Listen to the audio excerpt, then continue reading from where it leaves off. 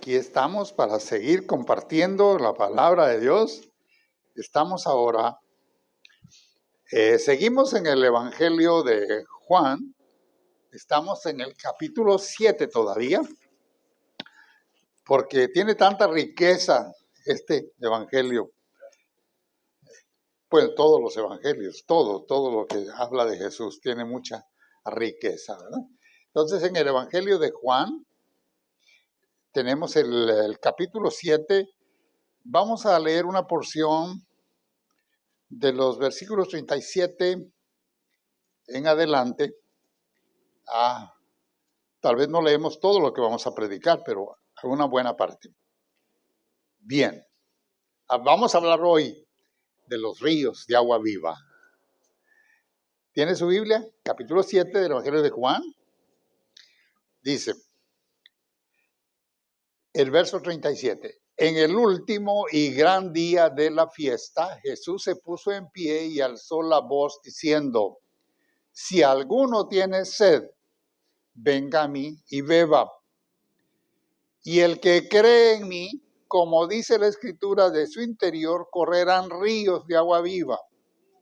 Esto dijo del Espíritu que había de recibir los creyentes, los que creyesen en él, pues aún no había venido el Espíritu Santo porque Jesús no había sido aún glorificado. Verso 40. Entonces algunos de la multitud oyendo estas palabras decían, verdaderamente este es el profeta. Otros decían, este es el Cristo. Pero algunos decían, ¿de Galilea ha de venir el Cristo?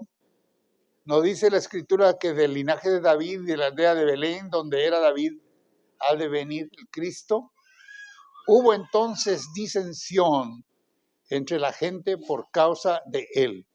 Y algunos de ellos querían prenderle, pero ninguno le echó mano. Hay un texto que todavía quiero que miremos, 45 y 46. Los alguaciles vinieron a los principales sacerdotes y a los fariseos, y estos les dijeron, ¿por qué no le habéis traído? Los alguaciles respondieron, jamás hombre alguno ha hablado como este. Dejemos aquí la lectura. Cree que le va a bendecir esta palabra, ¿verdad? Levante su Biblia y lo dice conmigo. Señor mi Dios, esta Biblia es tu palabra, es todo sabia, es todopoderosa. Ella dice de ti todo lo que yo necesito saber. Por ella te conocí. Soy salvo, perdonado, nueva criatura. Mi vida ha cambiado y sigue cambiando. Si comparto tu palabra, los que la reciban, igual que yo, pueden cambiar. Gracias, Señor, por tu palabra todopoderosa, todo sabia, eterna, infalible y sin error. En el nombre de Jesús. Amén. ¿Alguno de ustedes ha experimentado alguna vez la sed? Caminando por una calle solitaria o por un camino, o esforzándose en el trabajo, al momento de que está la fatiga y la ansiedad y quieren un vaso de agua, ¿verdad? Bueno, quiero decirles, nosotros físicamente nos ven y somos y sentimos que somos una persona, pero Dios nos hizo espíritu, alma y cuerpo. Y sabe una cosa, dice, ¿qué es lo que menciona primero que somos? Espíritu. Pero nos ocupamos mucho del cuerpo. Alguien tiene sed, quiere satisfacerla, quiere el mejor refresco, quiere agua, y algunos pues hasta toman bebidas que no son saludables, ¿verdad? Pero quieren calmar la sed. ¿Y el espíritu qué? No, él que se aguante. ¿Qué le pasa a una persona cuando no bebe agua? Se deshidrata, ¿verdad? Tienen que ponerle suero, está deshidratada. ¿Y cómo está nuestra alma? ¿Deshidratada? Jesús dijo, el que tenga sed, venga a mí y beba. Ese fue el tiempo de la culminación del día final de la fiesta que los judíos celebraban, lo que le llamaban la fiesta de los tabernáculos. En el libro de Éxodo estaban ya establecidas las fiestas que celebrarían ellos, eran muchas fiestas, pero había una que le llamaban la de los tabernáculos, que era cuando daban gracias por las cosechas. Y se recuerda que el domingo pasado les dije que como era la gran fiesta de los judíos, todos querían acudir aún los que estaban en diferentes regiones y en diferentes naciones, llegaban. Y estando en Galilea, los discípulos, los hermanos de Jesús le dijeron, vete para que te conozcan. Y él les dijo, a ustedes no los persiguen, ustedes vayan. Yo sé, yo tengo mi momento. Y él se quedó, anónimamente apareció en el templo y de repente empezó a enseñar. Y ahora dice que en el último gran día de la fiesta, ¿qué hacían en ese día? Había un arroyo que se llamaba Siloé, que salía del templo. Recogían agua de allí y la vertían. Era un simbolismo, un recordatorio de que en el desierto Dios les había dado agua abundante en el tiempo que se morían de sed. Bueno, pero era en el templo, era donde se ministraba la palabra de Dios, era donde había una entrega espiritual y el simbolismo de aquello no era material. Y Jesús les dice, el que tenga sed, venga a mí y beba. Me imagino que estaba viendo al sacerdote vertir el agua, qué sé yo, pero había ese simbolismo. Entonces, una cosa importante,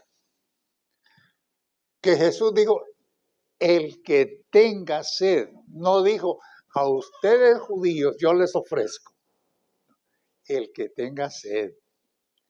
Y estaba hablando a los mexicanos, y estaba hablando a los americanos, estaba hablando a los peruanos, estaba hablando a los venezolanos, bueno, a todo el mundo. ¿Dónde no hay sed del alma? ¿Dónde no hay?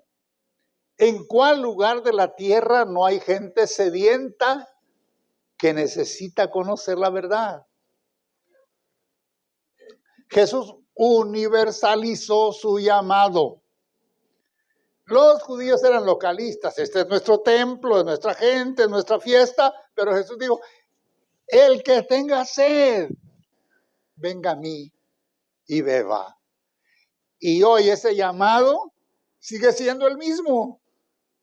El que tenga sed, venga a Cristo y va a calmar la sed de su alma, la sed de su espíritu, la sed que no se sacia ni con el mejor refresco, ni con el agua más purificada. Es la sed que no tiene una necesidad visible, pero que es real. Entonces es para todo el mundo, ¿verdad? El llamado es para todo el mundo, para todo buscador de verdades. La gente quiere saber la verdad, pero proliferan las mentiras. Y la mentira se presenta como verdad. Y la gente cree la mentira creyendo que es la verdad. Pero Jesús dijo, yo soy el camino, la verdad y la vida. Entonces, no es cuestión de que la verdad que alguien se invente. No es una verdad que te prediquen o que te enseñen a su manera. Es Cristo la verdad. Y Él es el que satisface la sed. Bueno, ¿y cómo se manifiesta la plenitud del Espíritu? Porque Él dijo que esto decía del Espíritu que había de venir. Dice el verso 39, esto dijo del Espíritu que habían de recibir los que creyesen en Él, porque aún no había venido el Espíritu porque Él no había sido glorificado. ¿Se recuerdan que Él dijo, yo enviaré a otro, el Consolador, que estará con vosotros y en vosotros? Él os guiará toda la verdad. Bueno, estaba hablando del Espíritu que vendría después de su partida. Ahora, ¿y cómo se manifiesta la plenitud del Espíritu en nuestras vidas? ¿Cuál es la acción que hace? Si el Señor dijo que el que cree de su interior correrán ríos de agua viva. Y yo me pregunto, ¿qué sale de tu interior? ¿Malas palabras? ¿Maldiciones? ¿Dudas? ¿Incredulidad? ¿Mentiras? ¿Qué sale de tu interior? Él dijo, correrán ríos de agua viva. De manera que el que cree en Cristo es una fuente que refresca, que alivia, que cambia, que satisface las necesidades de otros, porque tiene el fluir del agua verdadera del Espíritu. Entonces, ¿cuáles son los efectos del Espíritu que vino, que Jesús prometió? Hay muchos. Por ejemplo, cuando vamos a Gálatas 5:22, ahí nos habla del fruto del Espíritu, que es amor, gozo, paz, fe, paciencia, mansedumbre, templanza. Y uno dice, ¿de veras soy llamado a dar todo eso? ¿De mi interior sale eso? ¿Ese es el fruto que el Espíritu Santo da en mí? ¿Amo? ¿Amo suficiente? No, pues amo solo a los que me tratan bien. ¿Eh? El amor se consolida, se fortalece cuando hemos creído en Cristo Jesús. Gozo, oiga, ¿los cristianos somos llamados a vivir con la cara amargada? Gozo. El gozo es algo permanente en la vida del creyente. Y eso no quiere decir que no vamos a tener dolores, que no vamos a tener situaciones de crisis en las que podríamos quejarnos físicamente. Pero el gozo permanente del creyente, ¿sabe cuál es? Es que nuestra vida ha cambiado y que vamos rumbo a la eternidad con seguridad y con paz. Ese es el gozo del creyente. Y se va a manifestar de alguna manera. Entonces, paz. Oh, tenemos paz, ¿verdad? Si tenemos paz con Dios, tenemos paz con la gente. La gente que no tiene paz con Dios, no tiene paz con la gente, solo anda viendo con quién pelea, ¿no? Pero si tenemos paz con Dios, eso se va a manifestar. Bueno, podría hoy darles una enseñanza acerca de lo que es el fruto del Espíritu en la vida de aquel que ha creído en Cristo Jesús. Pero voy a hablarles de otros aspectos. Por ejemplo, el Espíritu Santo, ¿qué acciones tiene en nosotros aparte de los frutos?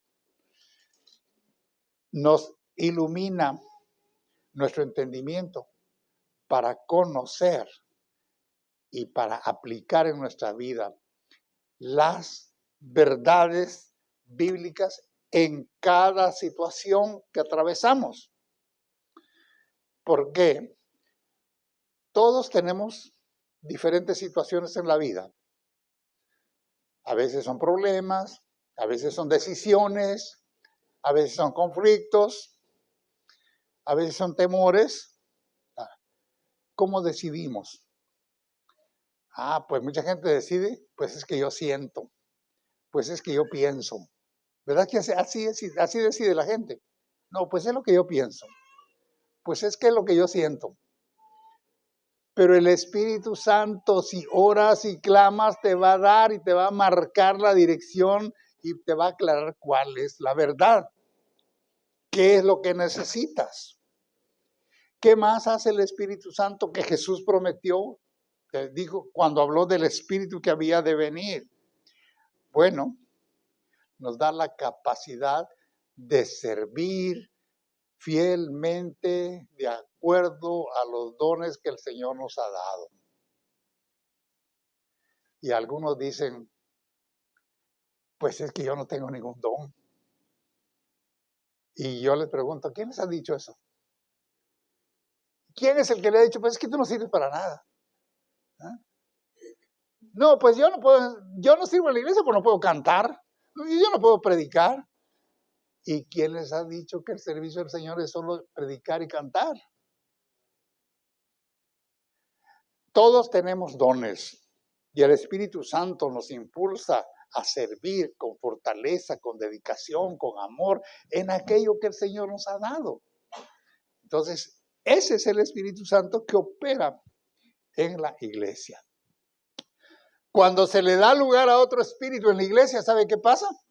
Hay pleitos, hay desacuerdos, porque el Espíritu Santo no está fortaleciendo la vida de los creyentes. Entonces, la vida del creyente en su servicio, en su vida personal y en su vida en la iglesia, le da la capacidad de aplicar las verdades bíblicas a su vida y a sus decisiones. Nos da dirección, nos guía también para conocer la voluntad de Dios. Mucha gente dice, pues, ¿cuál será la voluntad de Dios? Y le atribuyen a la voluntad de Dios cualquier cosa que les pasa. Les pasó algo negativo, es que es la voluntad de Dios. Se peleó con la mujer, es que es la voluntad de Dios. La voluntad de Dios es buena, agradable y perfecta. ¿Y cómo podemos conocer la voluntad de Dios? Orando. El Espíritu Santo que está en nosotros te va a certificar, te va a dar la paz, la necesidad. No es cuestión de que Espíritu Santo, ayúdame a tomar la decisión que yo quiero. Señor, ayúdame porque yo quiero tal cosa. No es así. Señor, dame luz, dame entendimiento para hacer aquello que tú quieres que yo haga. ¿Cuántos le han dicho al Señor, lo que tú quieras, Señor? Lo que tú quieras. Bueno, eso es importante, ¿verdad? Ahora, hay una necesidad interna del alma. Mire el versículo 42. Dice, no dice la Escritura que, del linaje de David, eso no tiene ya, esa fue la controversia que tenían ya los que se oponían a Jesús. Pero estamos hablando ahorita de la necesidad del alma, la necesidad del creyente, la necesidad del que no cree, del que aún no ha creído en Cristo Jesús, que aunque no identifique su necesidad, de todas maneras la tiene ahí. ¿Y qué dijo eso? ¿Qué dice la palabra? El salmista decía, como el ciervo brama por las corrientes de las aguas, así clama por ti, oh Dios, el alma mía. El ciervo es una palabra bíblica para identificar una clase de venado. Y en los antiguos tiempos, pues, el venadito andaba allá apartado buscando agua y no hallaba. Bramando, quejándose por un poquito de agua, con necesidad.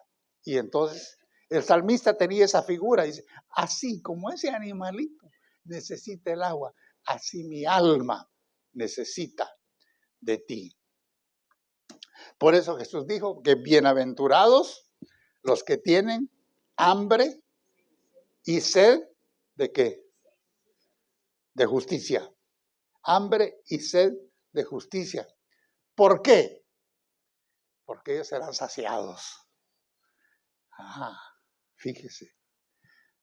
Hambre y sed de justicia, de conocer la verdad. Dios es justo, perfecto, ¿verdad? La justicia no es la justicia civil de las leyes la que está hablando aquí. Es la justicia de Dios. Las cosas como Dios dice. Entonces, no es que nos apegamos a la justicia de las leyes porque eso dice la ley. Hay leyes injustas, pero la ley de Dios es perfecta. Y entonces cuando tenemos hambre y sed de la justicia de Dios, Él va a saciar nuestra necesidad, nuestra inquietud. Y es lo que Jesús estaba diciendo: el que tenga sed, venga a mí y beba. Pueden imaginarse ustedes aquella gran multitud que había y Jesús se para en el templo, así de repente aparece en el último gran día, cuando todo el mundo estaba allí.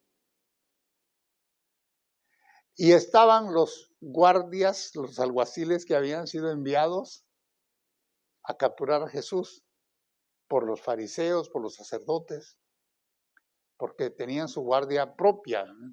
Estaban bajo el Imperio Romano.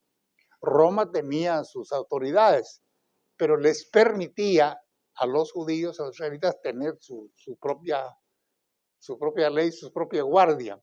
Y ellos habían mandado a unos guardias a aprender a Jesús. Y ustedes pueden imaginar a los guardias oyendo a Jesús. ¡Qué palabra! No, hombre, esto yo nunca lo había oído. ¿Y a quiénes habían oído ellos? Habían oído a los rabinos, habían oído a los fariseos, habían oído a los sacerdotes, pero esa palabra nunca la habían oído. Y estaban tocados, impresionados. ¿Y quién podía capturar a un hombre así? Y cuando regresan con los sacerdotes, con las manos vacías. ¿Dónde está el hombre que les mandamos a capturar? Ay, señores, es que nunca nadie ha hablado como este. Y ese es el mensaje ahora. El Evangelio de Jesucristo es un mensaje diferente que no tiene nada que ver con todo lo que el mundo ofrece. Muchas religiones te pueden ofrecer un mensaje. Sectas se levantan aún en el nombre de Cristo, pero son puras sectas. Porque algunos viven por lo que dice Elena White, otros dicen por lo que dice Russell, otros por lo que dice Mormón, otros por lo que dice. Pero nunca nadie va a tener la palabra justa, exacta, verdadera y poderosa como la de Jesús. Los guardias estaban impresionados. Nunca nadie ha hablado como este. Y ese mensaje sigue resonando todavía hoy. La gente dice, bueno, yo leí el libro de Enoch, que yo leí el libro de fulano, que yo leí el que fue al infierno, que yo leí. No crea todo lo que lee. La gente dice, es que yo lo leí en un libro. Y porque está en un libro es bueno. ¿Sabe cuál es el libro bueno? Es este. Es el que nunca te miente. Es el que depositario de toda la verdad. El fanatismo nunca va a conducir a nada bueno. Mire, aquellos líderes religiosos dictaban lo que la gente tenía que creer y era lo que ellos decían. Miren, aquí dice, el verso,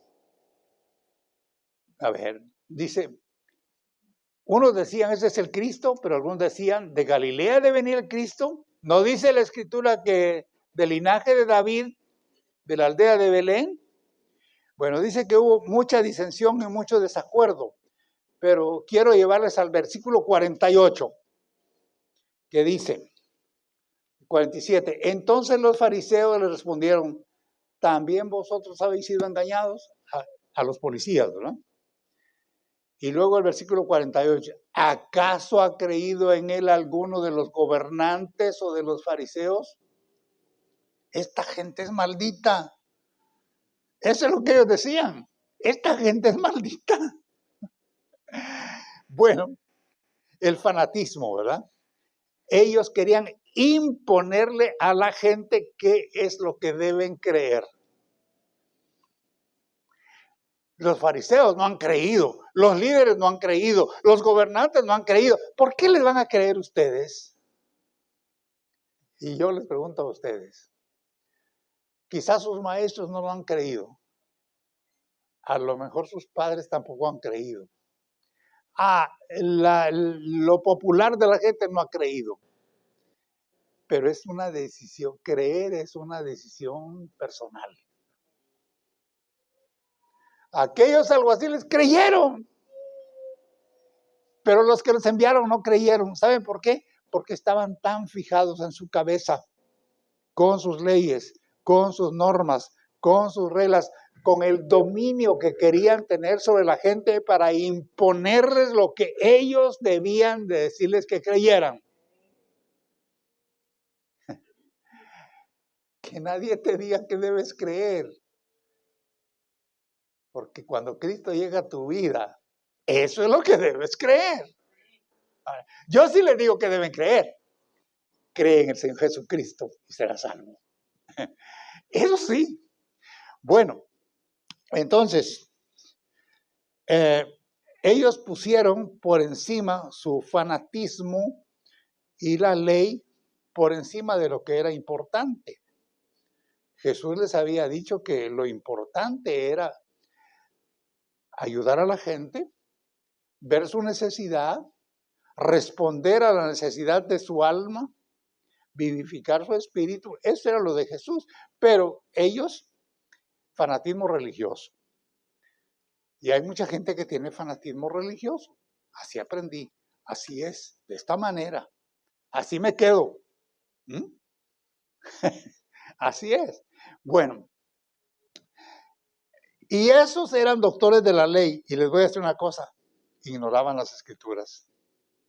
Jesús les había dicho en una ocasión, ustedes se equivocan mucho y erran mucho porque ignoran las escrituras. Mire, aquí dice, ¿acaso alguno?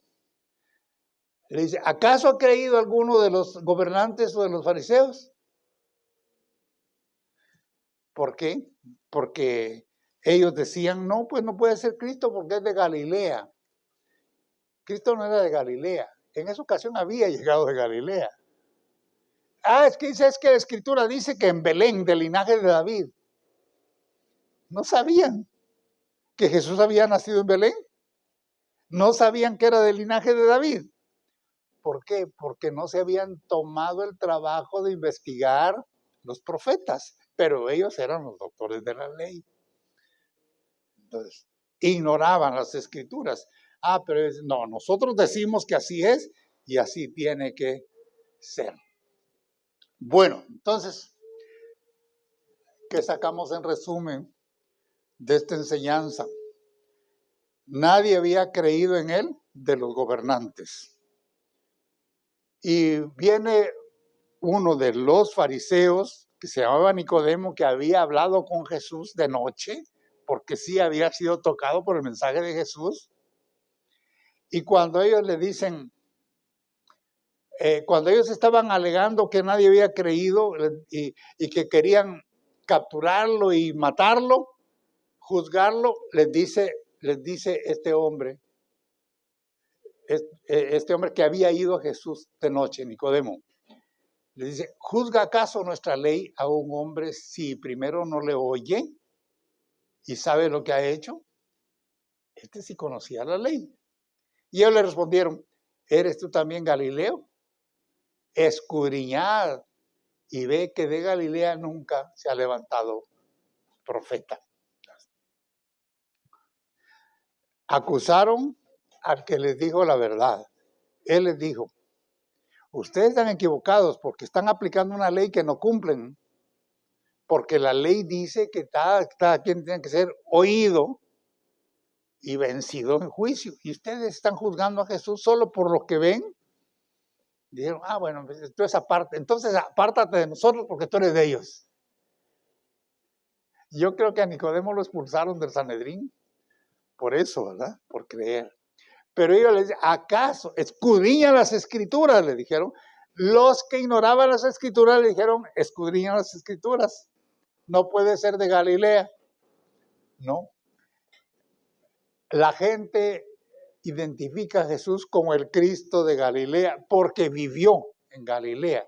Territorialmente él había nacido en Belén, de Judea. Era originario de Nazaret. Estaba viviendo en Galilea, de ahí se proyectó. Pero el Evangelio de Jesucristo, el mensaje de Jesucristo, el sacrificio de Jesucristo no está limitado a un territorio. Es para todo aquel que tenga sed y venga a Él. El Evangelio de Jesucristo es para todos. Por eso dice, venid a mí todos los que estáis trabajados y cargados, y yo os haré descansar. Isaías 44, verso 3 dice, porque yo derramaré aguas sobre el sequedal y ríos sobre la tierra árida. Mi espíritu derramaré sobre tu generación y mi bendición sobre tus renuevos. Oiga, qué promesa más linda, ¿verdad?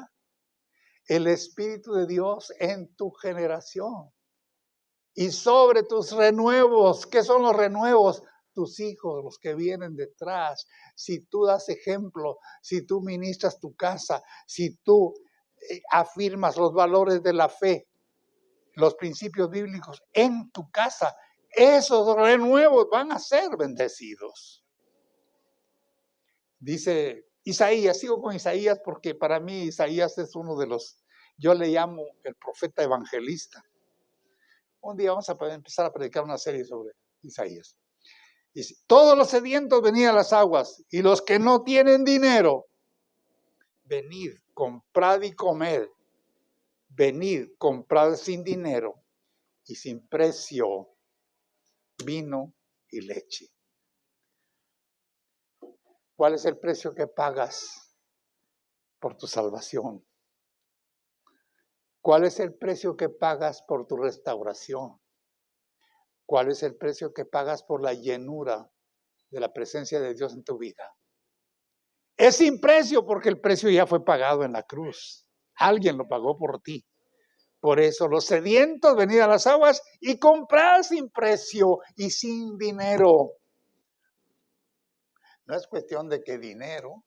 Usted recuerda que un tiempo en que la iglesia vendía las bulas.